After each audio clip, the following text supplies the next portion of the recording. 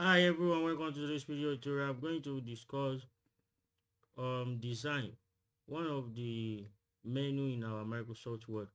Here we have the theme. You can choose a theme that fits your desire. So the office theme is the default theme. So when you choose a theme, the document formatting style change too, and everything goes back to the theme you selected. So I'm going to select this theme, and as you can see, the font style change too. So I can decide to choose from this font style. So I'm going to choose this font style to work with. So here in the color, you can decide to choose the color for the themes. So by default, we have the office theme. So we have this color too, the grayscale. So I'm going to leave it as the office theme. Here is the font. You can decide to change the font of this theme. By default, the font of this theme is, when you scroll down, you find the default font.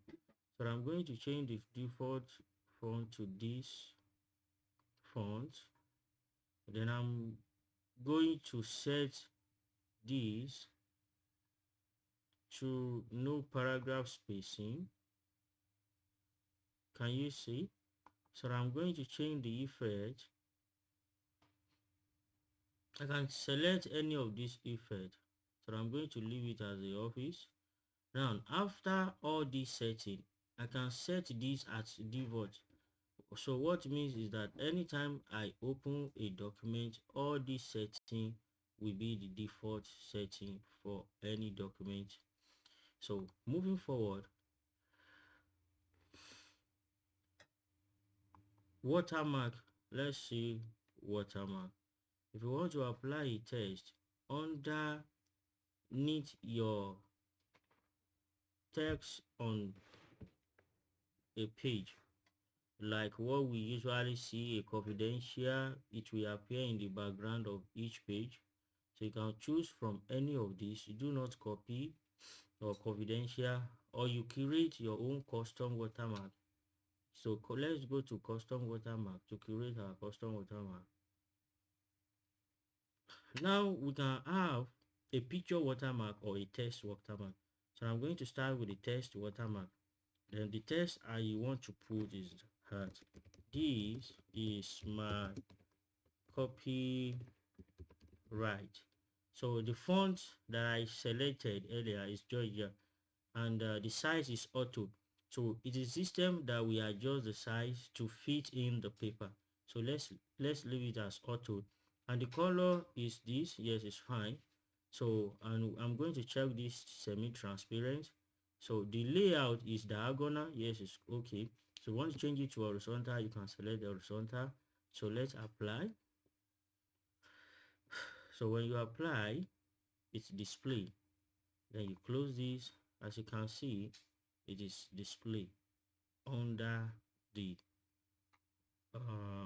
in the background of the page. So let's go back to the watermark. Let's go back to custom watermark. This time around, let's use a picture. Then you select a picture, work offline.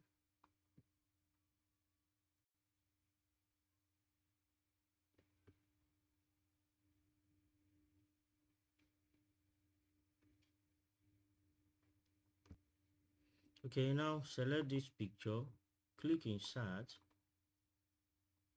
Now I want this to wash out, that means to fade in. So let's click OK.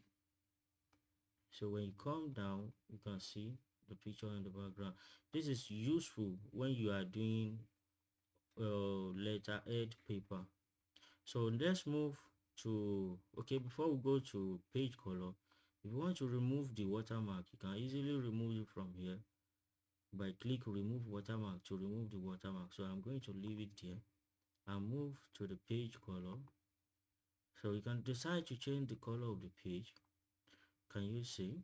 When you choose the color, it applies to the whole page. So when you are printing, it's not that it's going to print this color on the page. is just for you. Maybe you are working in a public place and you want to hide your page.